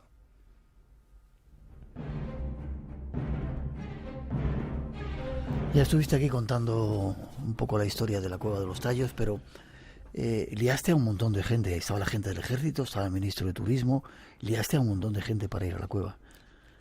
Fue aparentemente una de las expediciones más eclécticas que hubo. Fue un biólogo, un herpetólogo que estudia en reptiles, fue un caballero legionario de tu país, el sargento Alonso Vicente, que sin él, él casi se queda. Ir a la Cueva de los Tallos es como... Hay un protocolo interminable, es como irte a la luna. Puedes estar a la puerta de irte y en el momento te dicen que tú no vas, porque es demasiado trabajo ir allá. Estoy muy contento que él fue, y sí, reunimos a un sinnúmero de personas, una persona que había visitado el Everest, a un historiador muy famoso de mi país, Manuel Palacios. Fueron de todos los sabores y de todos los colores. Fue una expedición en la que aprendí mucho. Yo fui como explorador, me había entrenado mucho tiempo para ir a la Cueva de los Tallos y fue verdaderamente como ir al fin del mundo, como la historia de Julio Verne, exactamente así. Aquí hemos hablado algunas veces, hay otro compañero, Juanjo Revenga, que ha hecho también un documental, estuvo ahí en la Cueva de los Tallos, pero tú fuiste más allá todavía. ¿Sí? Hablábamos con Lorenzo Fernández antes de empezar la entrevista que le echaste unas... Porque de repente, bueno, primero cuéntanos para la gente que no haya escuchado esos programas, cómo es la Cueva de los Tallos, qué hay ahí. Realmente hay esos paredes que parece que están esculpidas, que no son naturales, sino que están hechas ahí a mano por alguien. Mira, primeramente llegar a la Cueva de los Tallos, llegar es como ser un Ironman. Yo desde que sonó el despertador en mi cuarto, en mi recámara, dormitorio, hasta que llegué adentro de la Cueva de los Tallos y pude sentarme, me demoré más de 30 horas. Y eso que tomamos un avión Arabá, nadamos, pasamos el río, estuvimos en unas mulas, caminamos, escalamos, descendimos a rapel, y no es para todo el mundo. Es una aventura increíble y es complicado llegar. Y cuando tú entras, cuando tú bajas a rapel los 70 metros que separan, tú primero tienes que subir a la cima de una montaña y desde esa montaña comienzas a descender a rapel a las entrañas de la cordillera. Por un agujero donde no hay nada, que al vacío caes. Sí, por un agujero que es como un sorbete gigante y comienzas a bajar. Todo es como una historia de Indiana Jones. Comienzas a bajar a rapel y a medida que comienzas a bajar, nosotros llegamos a las 7 de la noche y no veías nada y comenzabas a escuchar estos sonidos de ultratumba que emiten los tayos. Los tayos son unas aves ciegas que viven en la cordillera casi desde Venezuela hasta Brasil y hacen un sonido siniestro. Aparentemente los Shuaras me contaban que eran para avisarle a los espíritus de la cueva que estaba siendo violada. Entonces tú entras y llegas con este sonido y estás bajando el rapel, no ves nada y comienza a salirse ese humo de la cuerda y sabes que se rompe la cuerda y vas a estar en la cueva, vas a llegar pero de manera astral, solo en espíritu, porque esos 70 metros de caída no te los perdona nada, caes en medio de las rocas y una vez que llegas tienes que volver a bajar otro pedazo de cueva y ahí está justo al frente el arco de Morix. Y el arco de Morix verdaderamente es como que si hubiese sido tallado a mano. Es completamente perfecto, es completamente liso. Y en ese momento te das cuenta que has llegado a un lugar donde solo menos del 1% de la gente va a visitarlo. Nadie más.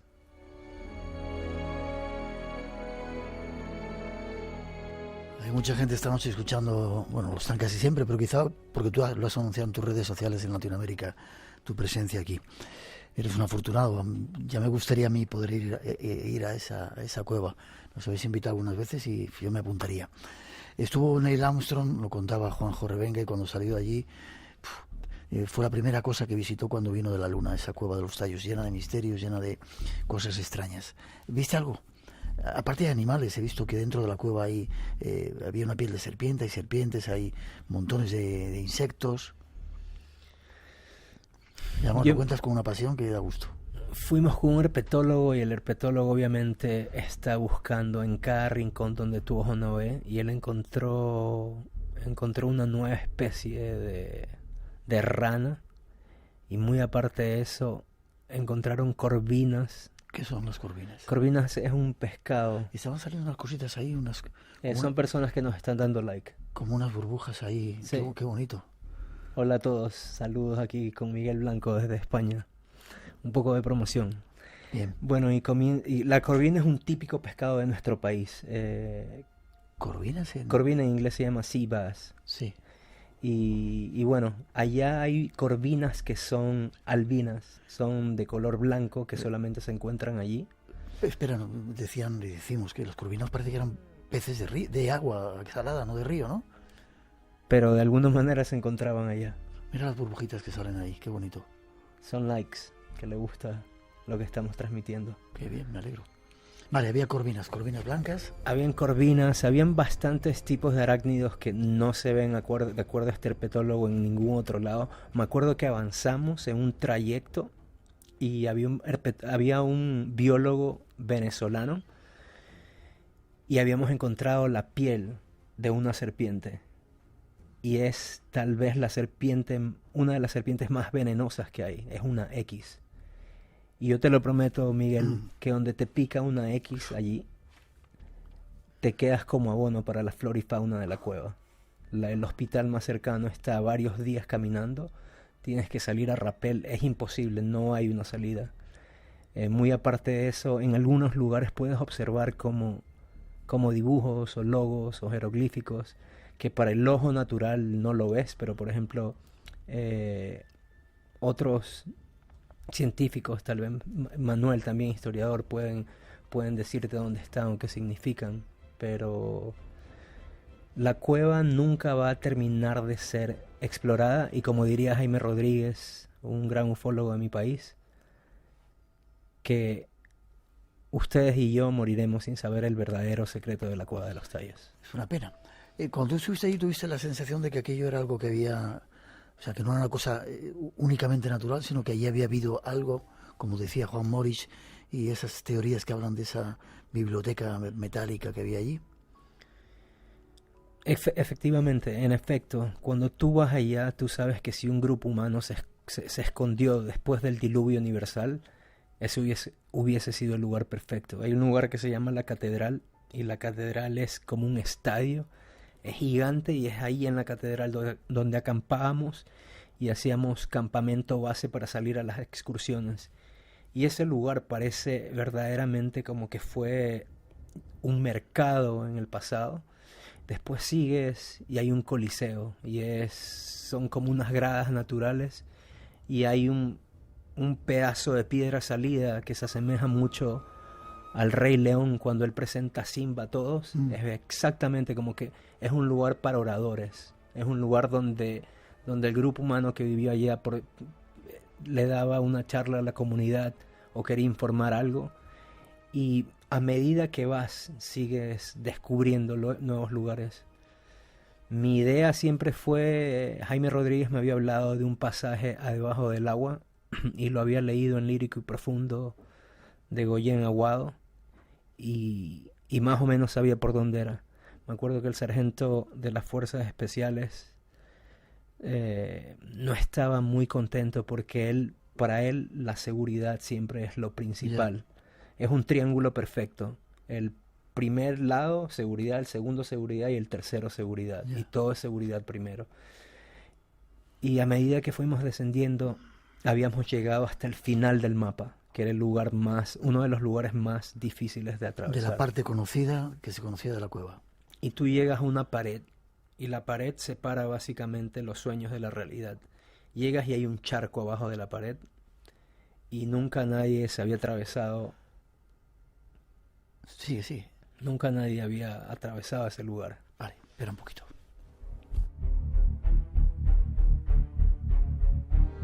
Y este señor y su equipo tuvo los santos, no sé cómo decirlo. O sea, yo no sé cómo eres capaz de meterte en un sitio que no sabes lo que hay, por un tubo de agua, apnea, para ver qué había detrás. Y bueno, ¿qué pasó? Cuéntanos la historia, porque hay que tener narices para hacer eso. En una cueva, que no conoces lo que hay después. Mi madre dice que yo soy bueno por hacer decisiones estúpidas. Sí, muy bueno. Y fue verdaderamente eso. Llegamos al borde, a donde no podíamos avanzar más, y el ministro de la época, obviamente triatleta en algunas ocasiones, quiso pasar, pero salió, y es un tubo de agua perfecto donde solamente entra tu cuerpo. Nadie sabía lo que había más allá. No, nadie. De ahí un buzo muy conocido a nivel mundial intentó, tampoco pudo, pero yo venía entrenándome con mi equipo de Apnea Guayaquil, la academia donde yo entreno o he entrenado durante los últimos 4 años. Y Juan Roldán siempre me decía que en los momentos donde más te desesperas es donde más relajado tienes que estar. Y me saqué la camiseta, ellos entraron con todos equipos. O sea, imaginaros lo que está contando. Yo decidí entrar a pelo, sin nada. Solamente tenía mi ropa interior, una GoPro que llevaba en la boca, me puse la máscara y después de eso no se veía nada. Era como que tú bucearas con los ojos cerrados y con una venda donde no se filtra nada de luz. En la cueva de los tallos no ves nada. Y sin oxígeno. Y sin oxígeno a pulmón.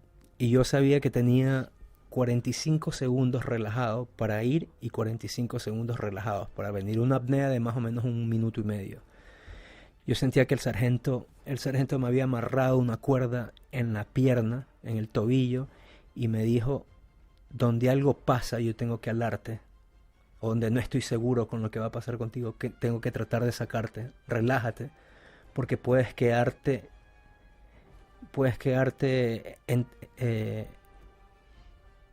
adentro de la cueva de alguna manera, atascado. Enganchado. Entonces él había visto cómo me había cortado el pecho y me abrazó, me dijo: confío en ti. Bajé y en ese momento fue como que si estuviera en el espacio exterior. Estaba tratando de bucear suavemente para no utilizar el oxígeno y sabía que tenía un poco más, mi corazón comenzó a latir un poco más fuerte, porque tus instintos, eso no es algo natural. No sabes a dónde te estás dirigiendo. O sea, es un suicidio saber que te puede pasar algo, y sentía que el sorbete natural me estaba chupando.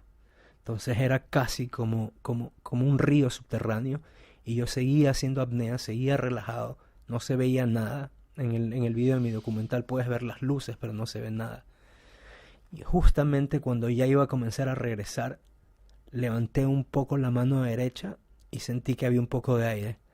Saqué mi boca y y tenía miedo porque donde no había espacio iba a gastar el preciado oxígeno que tenía en mis pulmones, que lo necesita tu cuerpo. Pero gracias al universo respiré y fue como volver a nacer, porque no sabía ya con toda la adrenalina cuánto tiempo de oxígeno me tocaba de vuelta. Y en ese momento me desmoroné, comencé a llorar porque fue una de las hazañas más grandes que yo he logrado en mi vida personal, en mi vida como viajero, llegar al lugar donde siempre quise ir.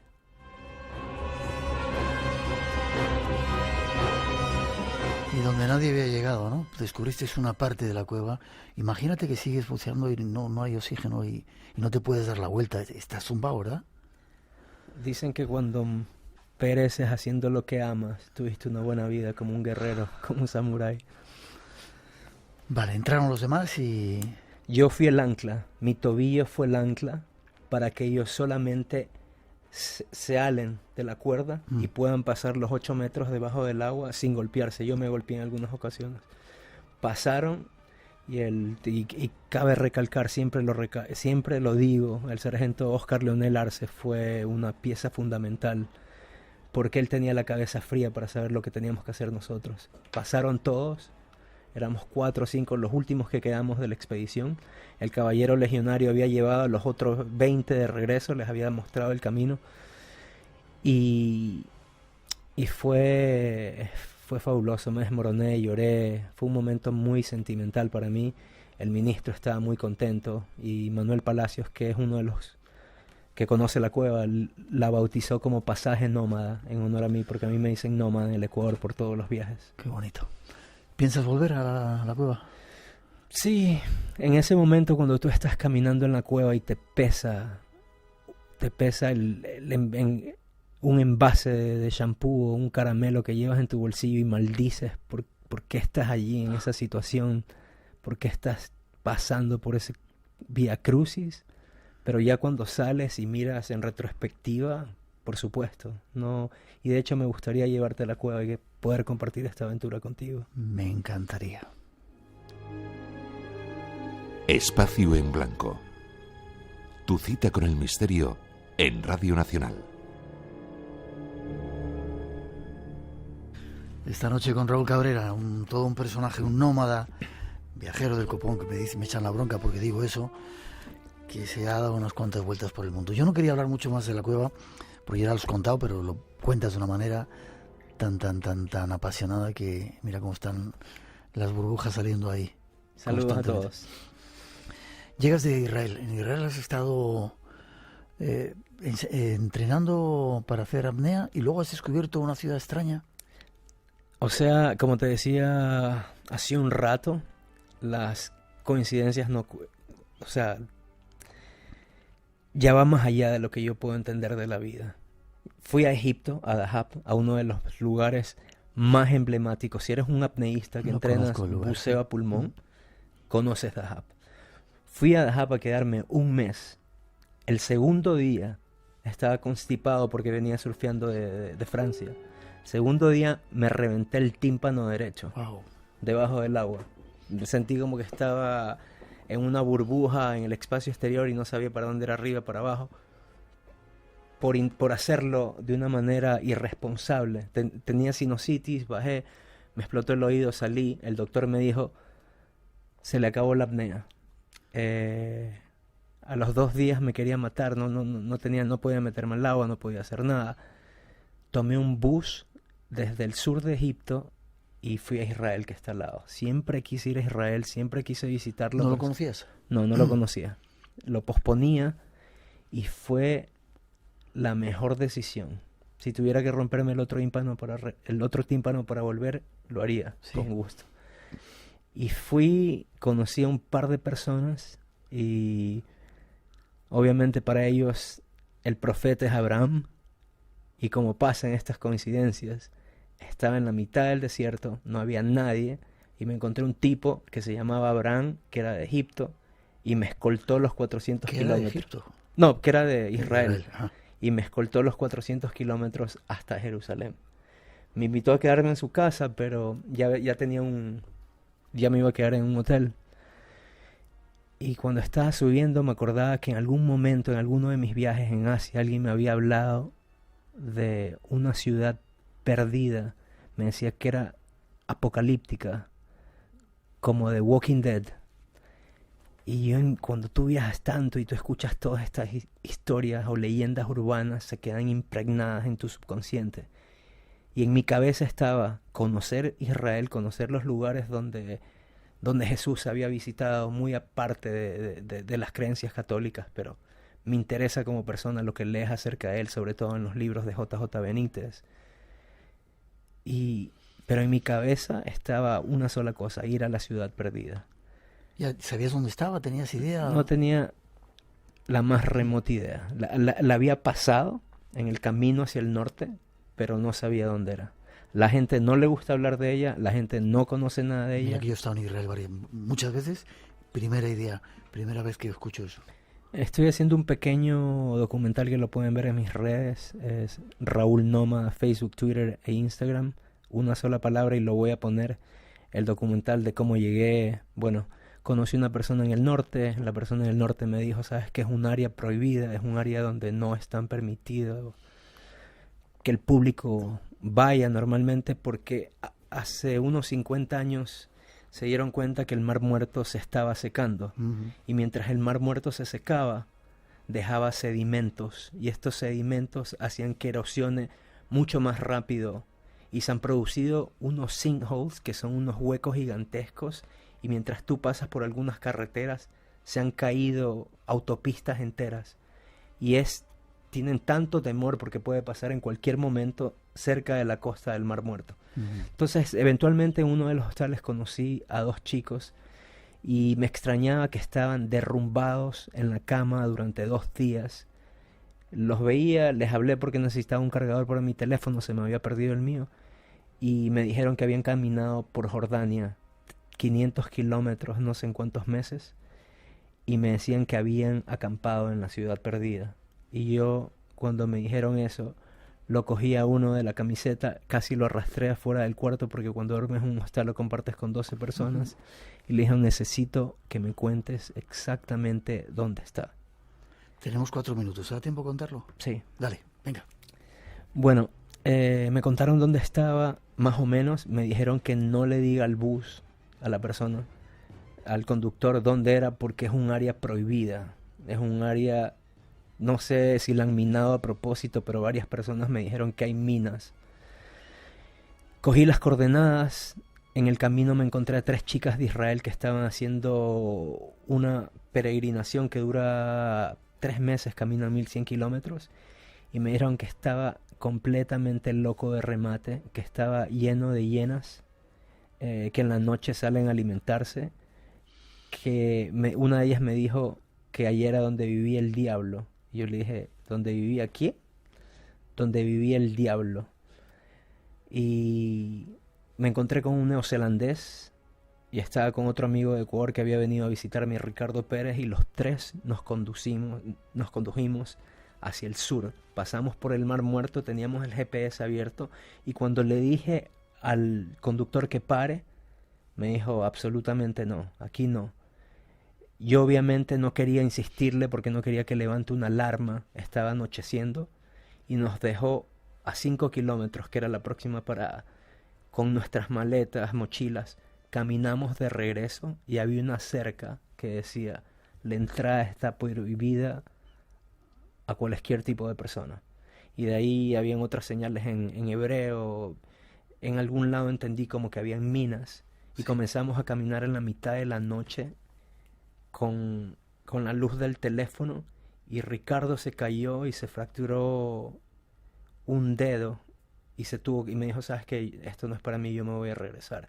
Él se regresó y se quedó en el hotel, tuvo que caminar de nuevo los 5 kilómetros, y yo no quería estar parado ya, no quería estar en el ojo del huracán, porque como tú sabes, en Israel hay muchos militares, muchos policías, y caminamos y comenzamos a entrar a una ciudad apocalíptica, y comenzamos a escuchar estos sonidos rarísimos que salían de las edificaciones, y de ahí comenzamos a escuchar a las hienas, Yo ya había estado en el África y yo sé que las hienas tienen la mordida más potente del reino animal. Y yo les dije, yo no voy a dormir aquí, tenemos que dormir. Y comenzamos donde había un supermercado. Nos trepamos al techo del supermercado, hicimos una fogata y las escuchábamos como que estaban alrededor de todos nosotros. No teníamos carpas, no teníamos sacos de dormir. Fue una decisión así. Y bueno, obviamente cuando te levantas en medio de este desierto de Judea y tienes al mar muerto al lado tuyo y te levantas y ves todo este espectáculo de colores y miras a tu alrededor y estás en la mitad de una ciudad perdida, una mitad donde no va nadie, es un sentimiento indescriptible.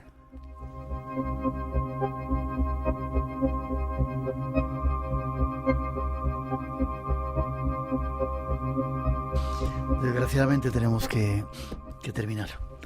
Te voy a ver en Barcelona, ¿te parece? Sería increíble, un verdadero honor para mí. Forma de contacto contigo, Raúl. @Raúl Nómada sin espacio, Facebook, Twitter, Instagram, y mi página web es www.nomad-medioa.com.